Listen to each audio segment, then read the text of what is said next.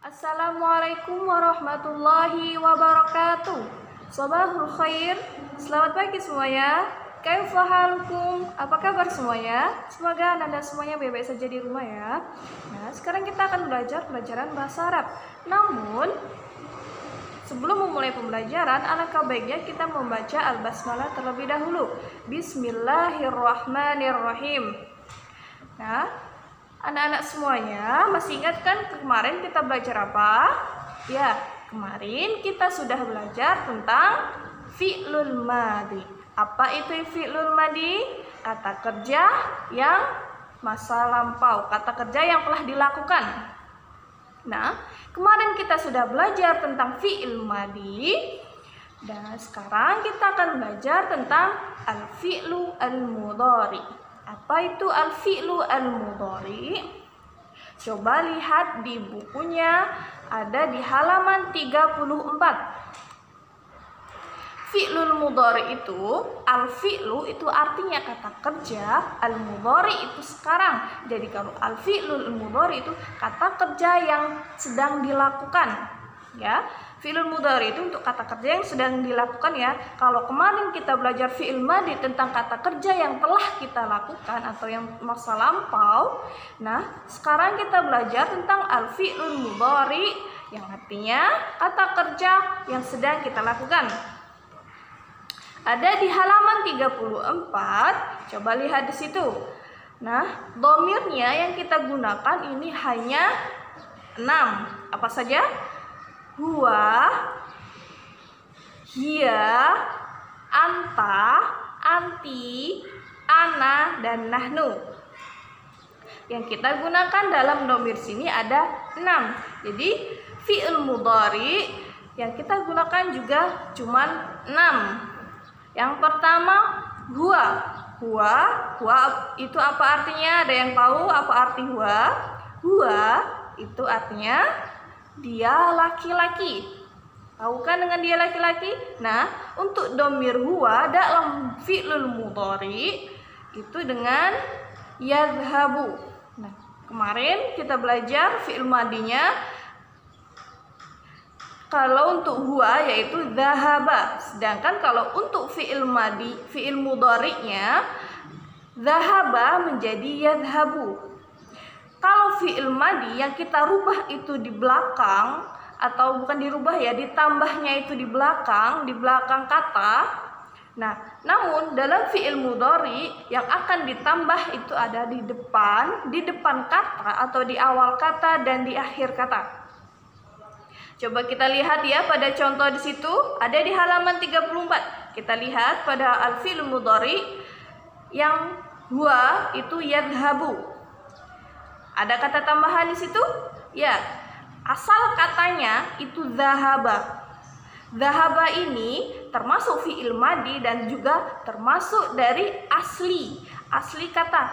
Ibaratnya itu asalnya ya, asal kata dhahaba, pergi. Nah, kalau misalnya ditambah dalam fi'il mudhari, dia berubah. Jadi yadhhabu ditambah dengan ya. Nah, ya di sini dia ketika sudah ditambahkan ke dalam fi'il mudhari, maka berubahlah maknanya menjadi yadhhabu yang artinya sedang pergi. Kalau huwa yadhhabu, maka dia sedang pergi. Mengerti kan untuk yang huwa? Nah, sekarang untuk yang hiya. Hiya itu tandanya yang awal katanya itu kalau huwa itu iya, sedangkan hiya itu berubah menjadi ta. Ingat ya, kalau untuk huwa awal kata dalam fi'il mudhari itu iya, yadhhabu. Namun kalau untuk hiya itu berubah menjadi ta, jadinya tadhhabu. Tadhhabu itu sama maknanya dengan yadhhabu. Karena dhahaba itu artinya pergi, namun karena termasuk dhamirnya hiya dan fi'il mudhari, maka berubah menjadi tadhhabu. Tandanya di sini ya, kalian ingat ada di situ alamatuhu. Alamatuhu itu tandanya. Tandanya itu adalah ta di depan. Kalau untuk hiya dalam fi'il mudhari, tadhhabu. Bisa juga kita masukkan ke dalam contoh lain. Misalnya ada di halaman 35. Tarji'u. Ngerti kan di sini? Tarji'u, tadhhabu. Awal dari kata ini yaitu ta. Ini yang menunjukkan untuk hiya. Yang artinya kalau tadhhabu dia perempuan sedang pergi, kalau tarji'u dia perempuan sedang pulang. Nah, ini untuk hiya. Sedangkan untuk anta ini sama dengan hiya, tapi ini bedanya itu di maknanya. Misalnya ya, kalau hiya tadhhabu dia pergi, anta tadhhabu, sama kan? Katanya sama, tidak ada perubahan sedikit pun, sama. Huwa dan hiya itu sama katanya. Apa yang membedakan di sini? Yang membedakannya adalah cara bercakapnya, cara memakainya. Misal, hiya tadhhabu ilal fasli. Dia perempuan sedang pergi ke kelas. Namun kalau misalnya kita ganti menjadi domirnya anta tadhhabu ilal fasli. Kamu pergi ke kelas, kamu sedang pergi ke kelas. Mengertikan di sini? Bedanya yaitu di maknanya dan cara penggunaannya. Kalau misalnya kita ingin menunjukkan ke dia perempuan, maka tambahlah di situ domir hiya, biar bisa membedakannya. Berarti hiya tadhhabu ilal fasli. Sedangkan kalau untuk anta sama dengan hiya, namun kita tambahkan dengan anta. Kalau kita di depannya berubahkan menjadi dari hiya menjadi anta, maka maknanya pun juga berubah. Hiya tadhhabu ilal fasli, anta tadhhabu ilal fasli. Itu beda kan? Hiya tadhhabu ilal fasli itu dia pergi ke kelas, anta kamu laki-laki pergi ke kelas. Dari sini ngerti kan cara maknanya? Nah, untuk alamatnya hiya dan anta tadi sama, yaitu di awal katanya menggunakan ta. Sekarang anti itu sama dengan hiya dan anta. Awal katanya yaitu dengan menggunakan ta. Tapi untuk membedakannya, kalau anti di akhir kata itu ditambah dengan iya sama nun. Jadinya yang awalnya tadhhabu untuk anta, nah kalau untuk anti itu berubah menjadi tadhhabina. Iya-nya di sini sukun atau mati dan minanya itu berharokat fathah. Sedangkan huruf